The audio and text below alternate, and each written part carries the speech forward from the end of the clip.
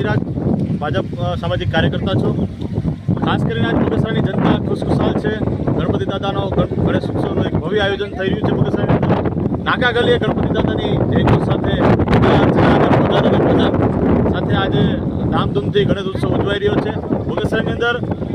નાના મોટા ગણપતિ થઈને વધારે 500થી વધારે પૂજા અર્ચના થઈ છે આજ રોજ।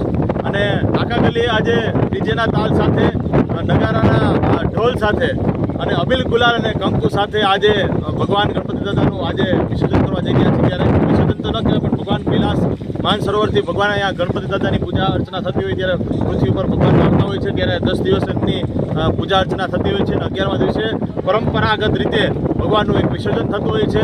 અને સદાય ગણપતિ દાદા બગસરાને સમગ્ર હિન્દુસ્તાનની ઉપર ભગવાન ગણપતિ દાદાના આશીર્વાદ રહે અને ખૂબ અમે પ્રાર્થના કરી અને ગણપતિ દાદા મોરિયા, હેમા લાડુ ચોરિયા સાથે બગસરાની જનતા અને બગસરાના આખો પરિવાર એક ગુંજી ઉઠ્યું છે અને રામ નામનું એક કીર્તન થઈ રહ્યું છે, ગણપતિ દાદાનું એક કીર્તન થઈ રહ્યું છે નાકા ગલીએ।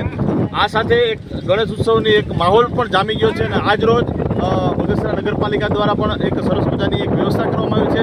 સમગ્ર પોલીસ સ્ટાફ, સમગ્ર ફાયર સ્ટાફ અને તથા અમારા નગરપાલિકાના તમામ લોકો આજે આ સરસ મજાનું આ એક આયોજન કરી રહ્યો છે વિસર્જનની અંદર। અને આ સાથે ભવ્ય ઉત્સવ ઉજવણી થઈ રહી છે। સાથે બગસરાની જનતા આજ ખૂબ ખુશખુશાલ છે। આટલું કંઈ મારી વાણીને વિરામ આપું છું। જય હિન્દ, જય ભારત, જય સિયારામ।